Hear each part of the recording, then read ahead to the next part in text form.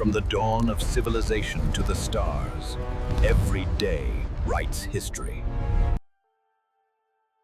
The morning of January 10th, 1863, dawned cold and thick with the pea-soup fog that had become London's trademark. But beneath the streets of Paddington, something far more historic was brewing. The Great Experiment. For years, the skeptics had laughed. They called the project the Drain.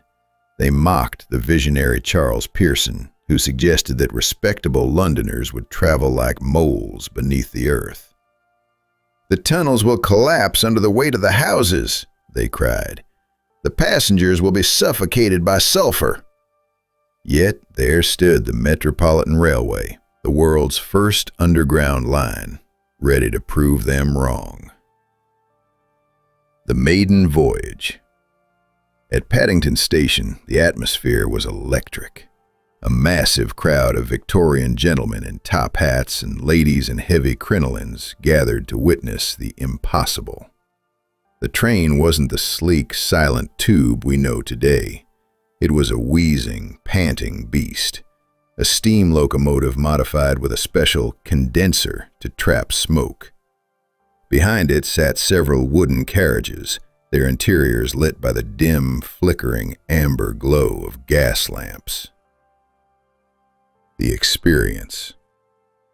As the whistle shrieked and the train lurched forward into the mouth of the tunnel, a collective gasp filled the carriage. The darkness. For the first time in history, commuters were hurtling through the pitch black of the London clay. The air. Despite the condensers, a metallic, coal-scented haze filled the air. It was thick and smelled of damp earth and sulfur, but to the passengers, it smelled like progress.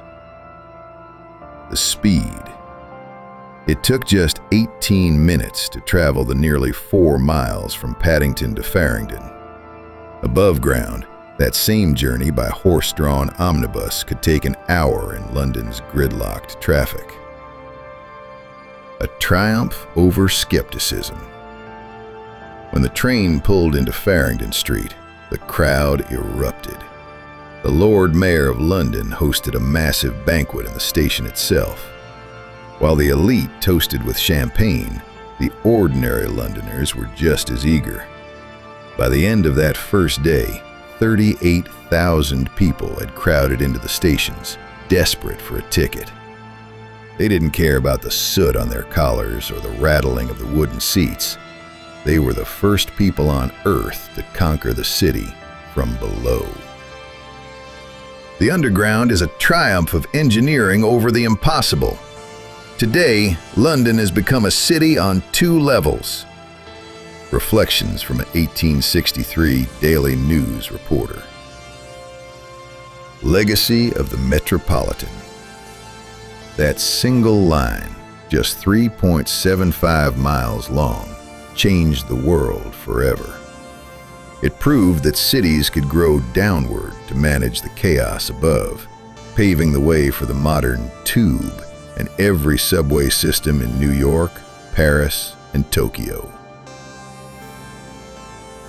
Please support us by liking, hit the notification bell, and subscribe.